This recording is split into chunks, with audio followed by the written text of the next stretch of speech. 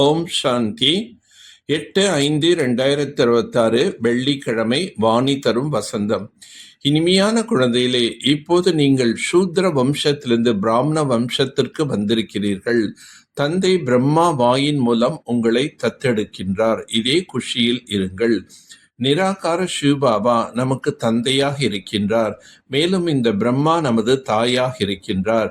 நிராகார பகவான் தாய் தந்தையாக, நண்பன் துணைவனாக எப்படி ஆகின்றார் என்ற ஆழமான குப்தமான ரகசியத்தை பிராமண குலத்தை சார்ந்த குழந்தைகள் மட்டுமே புரிந்து கொள்ள முடியும்.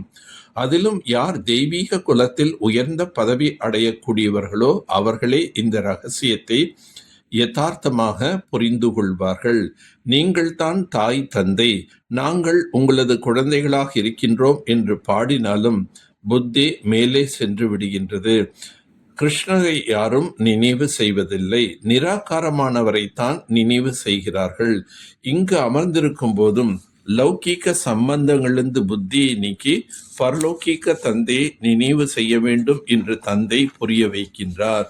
ஒரு சிவ தந்தையின் நினைவின் மூலம்தான் நாம் மீண்டும் உயர்ந்த நிலை அடைய முடியும். சிவ் பாபா நம்மை பிரம்மாவின் மூலம் தனது குழந்தைகளாக ஆக்கி இருக்கின்றார் என்பதை அறிவீர்கள். இந்த பிரம்மா தாயாக இருக்கின்றார். இந்த பிரம்மா தாயின் மூலம் சிவ் பாபா தத்தெடுக்கின்றார். யார் இந்த பிராமண குலத்தை சார்ந்தவர்களோ, தெய்வீக குலத்தில் உயர்ந்த பதவி அடையக்கூடியவர்களோ அவர்கள்தான் புரிந்து கொள்ள முடியும். மற்றவர்களால் புரிந்து கொள்ள முடியாது. ஆகவே இந்த ஞானத்தை நாம் நன்றாக புரிந்து கொண்டு நடைமுறைப்படுத்தினால் 21 பிறவிகளுக்குண்டான ஆஸ்தியினை பெறலாம். யார் எந்த அளவுக்கு அதிகம் புரிந்து கொண்டு புரிய வைக்கின்றார்களோ அவர்களது பெயரானது பிரபலமாகின்றது. தேவதைகளிடம் யாரும் யுத்தம் செய்திருக்க முடியாது. யுத்தத்தின் மூலம் யாரும் உலகத்துக்கு எஜமானர்கள் ஆகிவிட முடியாது. நாம் மீண்டும் யோக பலத்தின் மூலம் சொர்க்கத்தின் ஆஸ்தி அடைந்து கொண்டிருக்கின்றோம். கல்பத்திற்கு முன்பும் சங்கம யுகத்தில் தந்தையிடமிருந்து பதவி அடைந்திருந்தோம் என்று நீங்கள் கூற முடியும். இப்பொழுது மீண்டும் தந்தையிடமிருந்து அடைந்து கொண்டிருக்கின்றோம். தானும் தாரணை செய்யவும் மற்றும் மற்றவர்களுக்கும் செய்விப்பதற்காகவும் அதிகாலையில் எழுந்து தந்தையின் நினைவில் அமர வேண்டும். என்ன புரிந்து கொண்டீர்களோ அதை மற்றவர்களுக்கு புரிய வைக்கும் பயிற்சி செய்ய வேண்டும். லௌகீக சம்பந்தங்களிலிருந்து புத்தியின் தொடர்பை நீக்கி ஒரு பரலௌகிக தந்தையை நினைவு செய்ய வேண்டும். தந்தையிடமிருந்து எந்த ஞானத்தை அடைந்தீர்களோ அதை கேட்டு அனைவருக்கும் கூற வேண்டும். இதுதான் உங்களது தொழிலாகும்.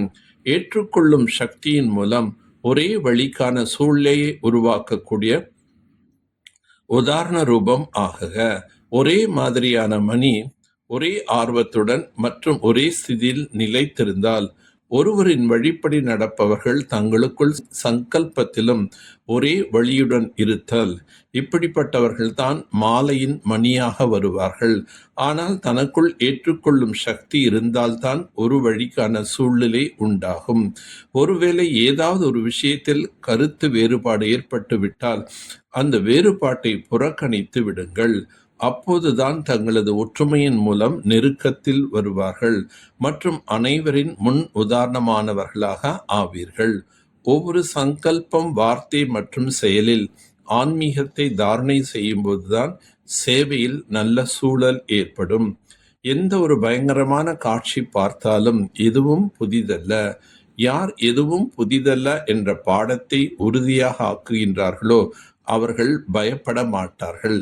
என்ன நடந்தது, எப்படி நடந்தது, இது நடந்த செய்திகள் கேட்டு பார்த்தும் நாடகத்தில் உருவாக்கப்பட்ட காட்சியை சக்திசாலியாக பாருங்கள் மற்றும் மற்றவர்களுக்கும் சக்தி கொடுத்து கொண்டே செல்லுங்கள். உலகத்தினர் பயப்படுகிறார்கள். நீங்கள் ஏக்கரஸ்திதியிலிருந்து அந்த ஆத்மாக்களுக்கு சக்தி கொடுங்கள். யார் தொடர்பில் வந்தாலும் அவர்களுக்கு சக்தி, அமைதியை தானம் கொடுத்து கொண்டே செல்லுங்கள். நல்லது. ஓம் சாந்தி. ஓம் சாந்தி. ஓம் சாந்தி.